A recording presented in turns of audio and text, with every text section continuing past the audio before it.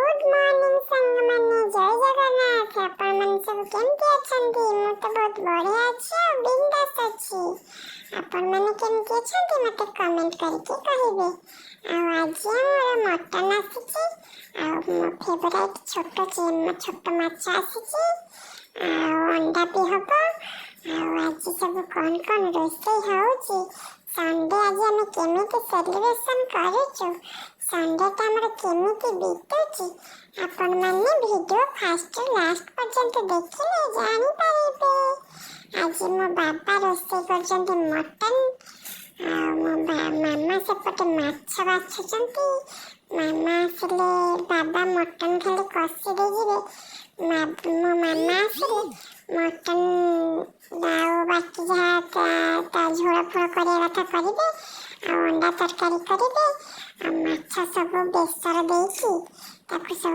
भाजिबे केमति कोन रोषेई होउछि माने देखु আমি মটন আনতে যাইছি যে মার্কেটে বাবা কই মামু সঙ্গে আমি ঠিয়া আইছি মটন দোকানে বাবা কই বাবা ମୋ ପାଇଁ ଛୋଟ ମାଛ ଆଣିଦିଅ ବାବା ମୋ ପାଇଁ ନେଇକି ଆଇଛନ୍ତି ଏବେ ତମ ଆପଣମାନେ ଘରେ କ'ଣ ହେଇଛି କମେଣ୍ଟରେ ମୋତେ କହିବେ ଦେଖନ୍ତୁ ମୋ ମାମା ଏଇଠି ଏଇ କଣ୍ଛାଇ ରଖୁଛି ଏଇଠି ଏଇ ଗିନାରେ ରଖିକି ବାଛିକି ସେ ଜରିରେ ରଖୁଛି ଆଉ ବାଛିକି ଏଇଠି କଣ୍ଛାଇ ରଖୁଛି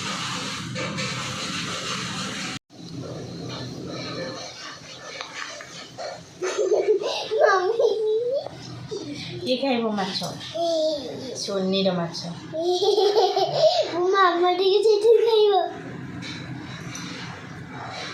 ଆଉ ସୋନି ମଟନ ଖାଇବନି ଆଉ କାହିଁକି ମଟନ ଖାଇବ ମଛଲି ଖାଇବ ହେଲା ମଟନ ଗୋଟେ ଭୟ ଆଉ ମାଛ ଭୟ ଆଉ ମଟନ ବି ଭୟ ଖାଇବ ତ ମଟନ ଆଣିବାକୁ ଗଲାବେଳେ କ'ଣ ଦେଖିଲ ସେଠି ମାର୍କେଟରେ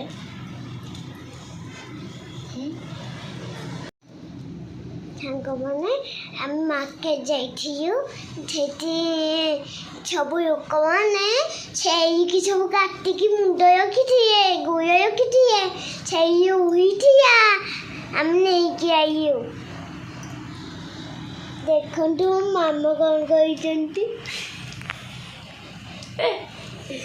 ମାଛ ଦେଖେଇଦେଇ ମାଛ ଦେଖେଇବି ମାଛ ଟିକେ ଟିଙ୍ଗ ଟିଙ୍ଗ ଦେଇ ମାଛ ଟିକେ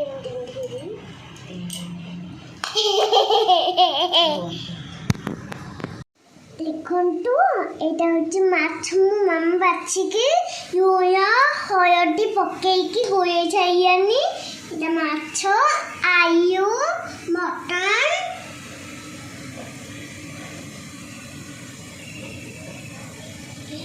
ଚାଇନ ଦେଖିବା ଆଉ କ'ଣ ହେଇଛି ଗୋଟେ ମୋ ବାବା ମଠରା କଥା କହିଛନ୍ତି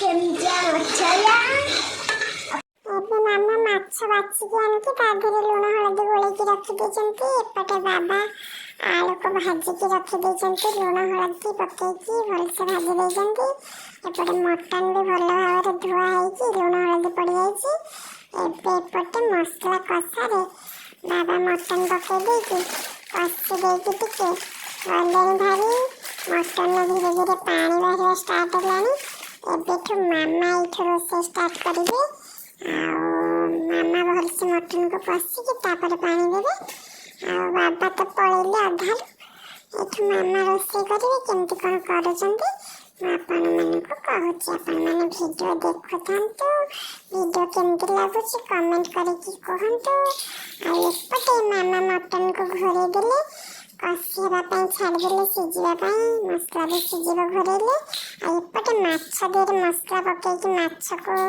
କଡ଼େଇରେ ବସେଇକି ମାଛକୁ ଏପଟେ ବସେଇ ଦେଇଛନ୍ତି ଏପଟେ ଅଣ୍ଡା ତରକାରୀ କରିକି ରଖିଦେଇଛନ୍ତି ଆଉ ମାଛ ଧୀରେ ଧୀରେ ଏପଟେ ଭାଜି ହେଇ ଆସିଲାଣି ମାଛଟା ଖାଲି ଭଜା ହେବ କେବଳ ମୁଁ ଖାଇବି। ଆଉ ଅଣ୍ଡା ତରକାରୀ ହେଇଛି, ମଟନ ବି ହେଇଛି। ଆଉ ମାଛ ଭଜା ବି ବାବା ଟିକେ ଟିକେ ଖାଇବେ ଆଉ ସବୁ ମୁଁ ଖାଇବି। ଆଉ ମଟନ ଦେଖନ୍ତୁ ଏଠି ପାଣି ବାହାରି ବାହାରି ଟିକେ ଟିକେ ପାଣି ମରିବା ଷ୍ଟାର୍ଟ ହେଉଛି। ଆଉ ମାମା ଏଠି ଭଲ ଭାବେ ମଟନକୁ କଷିବେ। ସବୁତକ ପାଣି ମରିଲା ପରେ ମଟନ କଷି ହେଇଗଲା ପରେ ପାଣି ଦିଆହେବ ଆଉ ମଟନରେ ଆଉ। ମୁଁ ସେପଟେ ବାବାଙ୍କ ସହିତ କଥା ଲାଗି ଖେଳୁଥିଲି। ମାମା ଏପଟେ ରୋଷେଇ ସାରି ସାରିଲେଣି। କେମିତି କ'ଣ କଲେ ମୁଁ ଆପଣମାନଙ୍କୁ ଦେଖେଇ ପାରିଲିନି।